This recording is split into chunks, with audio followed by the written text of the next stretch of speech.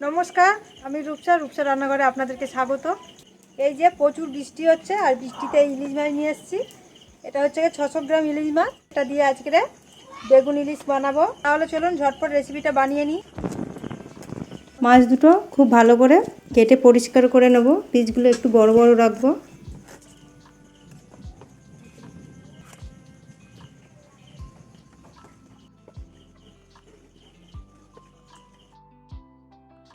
মাছের মধ্যে দিয়ে দেবো নুন।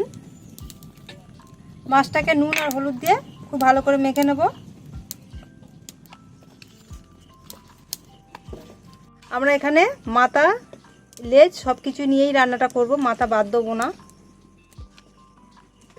মাছের মধ্যে নুন হলুদ খুব ভালো করে মিশিয়ে নিয়েছি।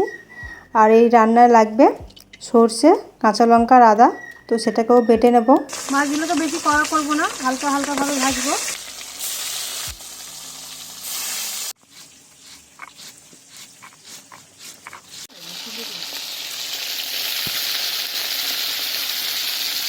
বেগুনেও নুন আর হলুদ মাখিয়ে নেব।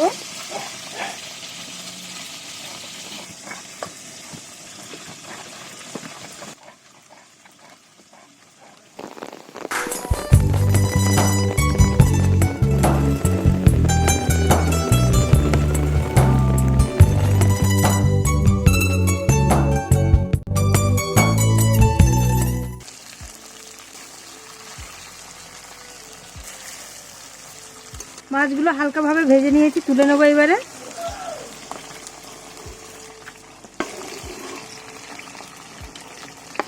ইলিশ মাছ বেশি ভাজে না, আর ইলিশ মাছ বেশি ভাজলে ইলিশ মাছের টেস্ট একদমই থাকে না।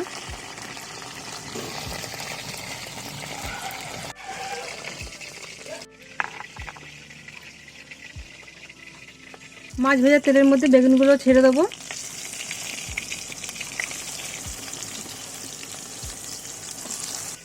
বেগুনগুলো এক সাইড ভাজা হয়ে গেছে, আর এক সাইড ভেজে নেব। বেগুনগুলো ভেজে নিয়েছি, তুলে নেব।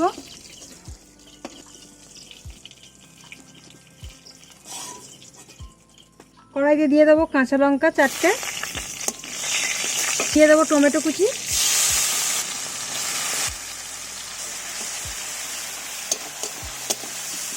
কাঁচা লঙ্কা আর টমেটোটা একটু ভেজে নেব। এরপর এর মধ্যে দিয়ে দেবো নুন, হলুদ গুঁড়ো, লঙ্কার গুঁড়ো হাফ চামচ, লঙ্কা হলুদ সব হাফ চামচ করে দিয়েছি। সরষে, আদা আর কাঁচা লঙ্কা একসাথে বেটে নিয়েছিলাম, দিয়ে দেবো।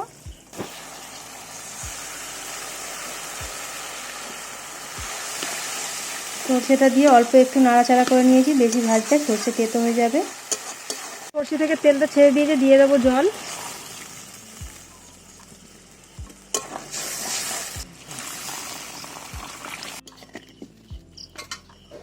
ঝোলটা ফুটে আসলে দিয়ে দেবো অল্প একটু চিনি, দিয়ে দেবো মাছগুলো একটু আগে দেবো সেদ্ধ হওয়ার জন্য।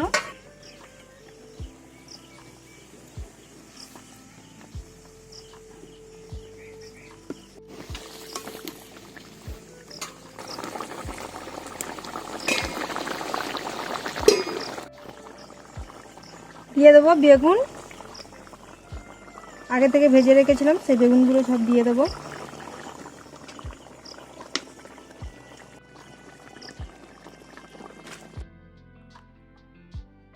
সবশেষে দিয়ে দেবো ওপর থেকে ধনেপাতা।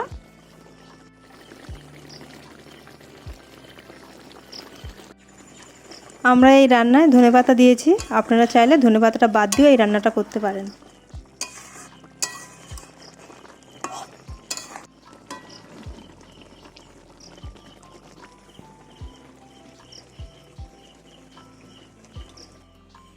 কিছু মশলা ঠিকঠাকই আছে একদম, এবারে নামিয়ে নেব।